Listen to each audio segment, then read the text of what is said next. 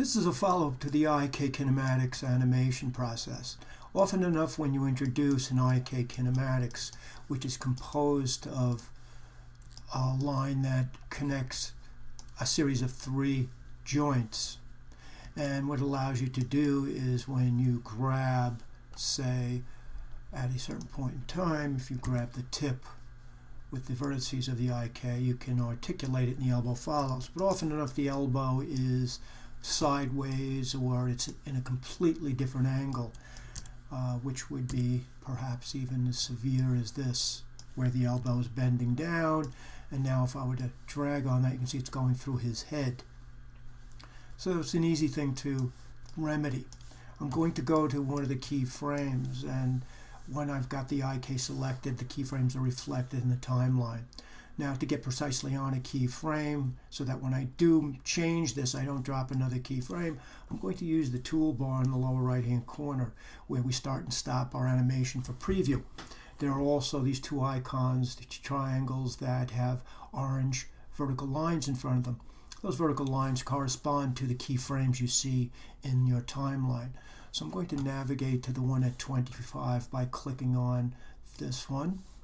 And now I know that if I change the position of the IK, it will change and update that already existing keyframe. Now I don't want the elbow going down into his head. So I'm going to hit T on the keyboard.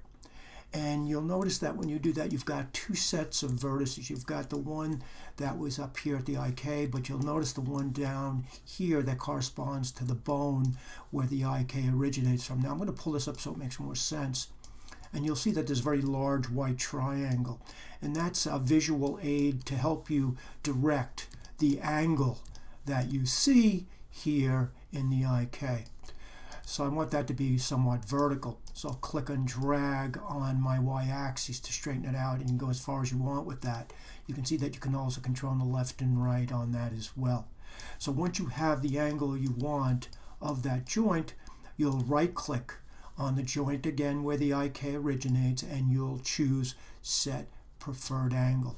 Now you may find as you animate, you would have to navigate to all the other subsequent keyframes, and you may have a problem where you have to create or fix that issue at each keyframe, but you can see that I've pretty much straightened that out pretty well with that one setting. And that's pretty much how you would change that IK elbow angle if it's not what you want.